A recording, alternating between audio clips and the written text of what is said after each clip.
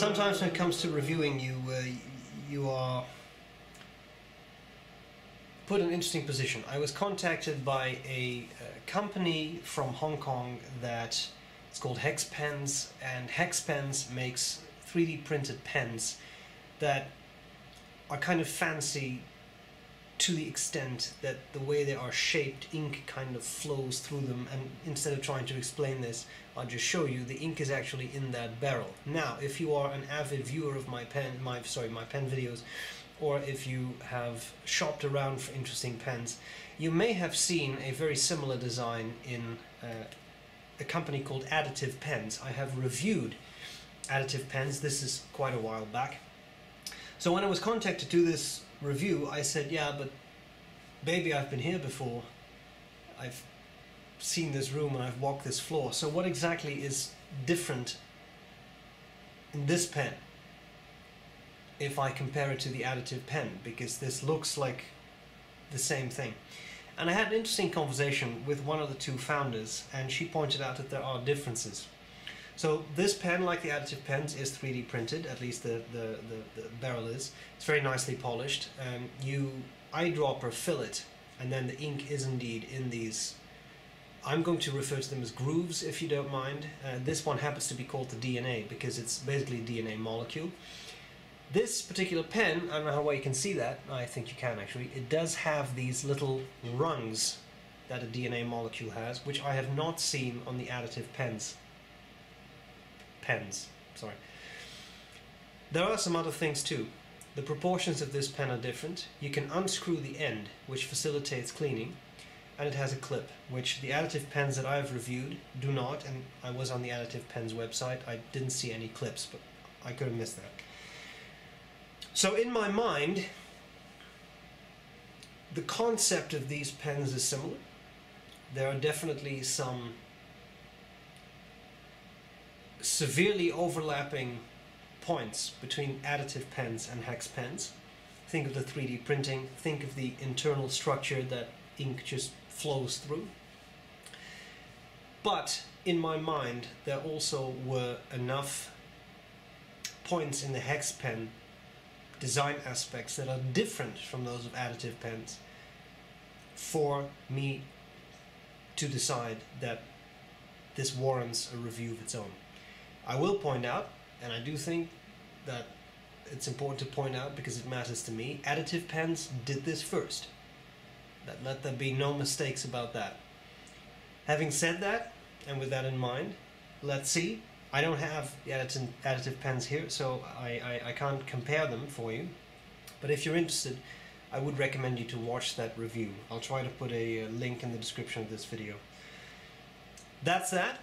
Let's look at the parts of the pen. I'll do a writing sample, and I'll tell you what I like about it, what I don't like about it. Let's get started. Okay, let's talk about the Hex Pens DNA. It came in this box, and around this box was a very cute red ribbon, but it was tightly, so I had to cut it off. But imagine a nice red ribbon that matches this red very well. In there we have this little piece of foam rubber to keep things in place. Warning about the body threads, so the section threads that you have to unscrew clockwise, which is interesting, but I'll come back to that. We get an eyedropper, which is glass. It's kind of nice. And there are some spare O-rings and a spare metal ring, which I think is nice. A spare part is not a bad thing to have. Okay, here we have the pen. And I'll show you this right next to a Pilot Metropolitan. It's not a small pen. It's quite girthy, and it's definitely a bit longer, which I kind of like. Okay, let's cover the parts of the pen. So on top we have this finial, which is clear. It's nicely polished material. It's very, very clear, which I think is very neat. We have a clip, which is nice and springy. I really like that. Has a nice, for me, I think, design as well. I like that shape. As I said, the whole pen is very nicely polished because you can really see the nib and feed in there. And of course the downside is you'll also see little ink splatters. The juice of the pen obviously is in the center. note that I did there, because the ink is put in by opening up the section, which again, that's a clockwise rotation. I'm not going to do it all the way now because I don't want to get ink all over my desk. But you eyedropper in the ink. There are two holes that allow you to sort of, well, yeah, I don't have to say anything else, do I? Eyedropper in the ink, and then it will just sort of gently slush down these grooves on the inside, which of course looks like a molecule of DNA, which I think is very nice.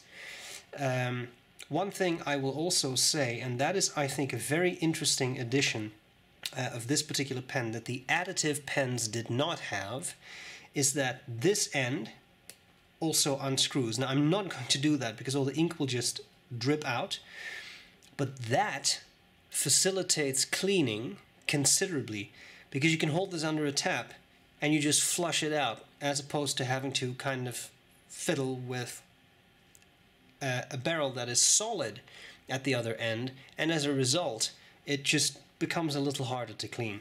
It's definitely, the additive pens can absolutely be cleaned, but I think in this case it makes it a little easier. This section tapers down and flares out a little bit, and then you have a number 6 JoWo nib, in this case 1.1 because that was my request, and then we have the standard JoWo feed, and that's pretty much all there's to it for the pen. What I will say is this is not a model that posts, so you can't really post it, but as you can see this is not a small pen, so I personally I have no need to actually post this particular model. Okay, let's see what we can do as we write with it. So we have here, I was just able to save that. I was about to write Schaefer, because the Schaefer read in it, sorry. It's the Hex Pens DNA. This is the 1.1 millimeter italic or stub nib. It's probably stub because it's a bit rounded off.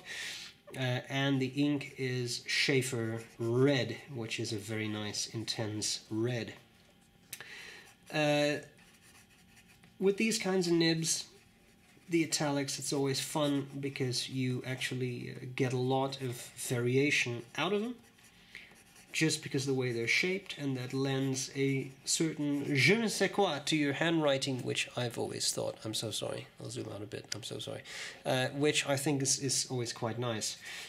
Fast writing, no, I don't think anyone would ever write this quickly, that becomes a little bit more challenging, because you really have to align the nib properly to the paper, which is not that easy to do at this speed, but as you can see, the nib and feed keep up very well with the demands of the writing.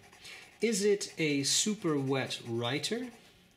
It is definitely wet, and I have found it to be a very pleasant nib. And of course the interesting thing about this particular design is you need to have proper ink feeding into the nib unit, right? This is not a traditional ink reservoir with a cartridge converter or with a piston fill or anything like that. So it is interesting, and it does seem to work pretty well. Because I haven't had this pen run dry as I was writing with it. Now, this being an italic nib or a stub nib, you can see that there is definitely line variation,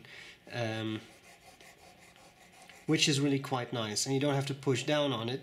It's just the shape of the nib that actually gives that line variation.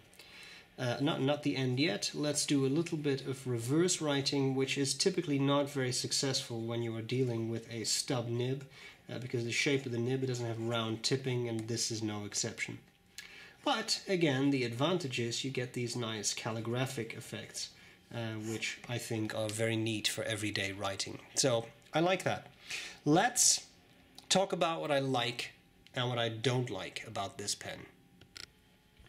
What do I like, what do I not like about the Hex DNA pen? I think there is quite a lot to be said for it. It's interesting. I like the DNA molecule design. I think it looks cool. It's a pleasant writer. It's a nice size, and all of that I think is great. Now I have already kind of mentioned this before, and I'll mention it again. I do think we have to point out additive pens did it first, right? I also think there are certain upgrades, a certain evolution that you see here. For example, that you can open up that end cap, that really facilitates the cleaning of the pen, for example. That you can, so there are some O-rings, you get spare O-rings, which is nice. There's a clip, which is nice. Something that I like is the proportions of this pen. I remember pointing out at the Additive Pens review, and that could be just that's a bit of a personal thing, but I found that pen to be relatively skinny and long, whereas this pen is a bit girthier and is also a bit shorter. So I think these proportions are very nice, but that's, you know, your mileage may vary. That's a bit of a personal preference thing. Is there a market for this? I think there absolutely is. I think the 3D printing is very cool. I think that's something that appeals to people. I like this look. The ink just moving around through it is neat. The level of polishing, for example, in this pen too is actually very good, because whatever is clear is really clear. And I just think it's very nice. Jowo nib, it's a good choice. They're solid nibs. They write well. This is no exception. I think it's quite nice. Now the price for these is $149 US. You can get extra fine through broad nibs and then a 1.1 millimeter stub nib. They're all steel. As I said, attention has gone into this. The fact that the threads for the cap and the section are reversed so that you don't accidentally unscrew the entire section as you unscrew the cap. It's good thinking, right? With an eyedropper filled pen, that's always a concern I have. So yeah, it's well made. 149 US. I think that's a fair price for what it is and how it functions. You also get the spare parts. You get the O-rings, even a little metal ring that goes in the back should you lose that. You get the eyedropper. It's a pretty complete package, and at this price, some people might expect a gold nib. Bear in mind there is the whole 3D printing process and the polishing. So I'm perfectly fine with a good steel nib, but to be honest, I always am. I think it's very interesting, and I think it's a pen that works. I acknowledge the issue with say the additive pen stuff, but overall, I think this is a pretty solid pen. So it's quite fascinating, I think. And yeah, I would like to have your opinions on this too. There was additive pens, now there is this. How do you feel about that? Because I think it's an important discussion to have. Again, in my mind, there have been enough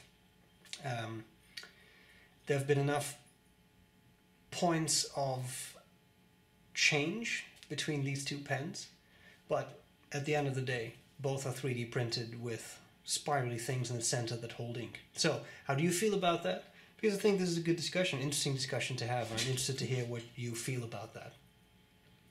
I hope this was useful, and I'll gladly see you later. Bye-bye.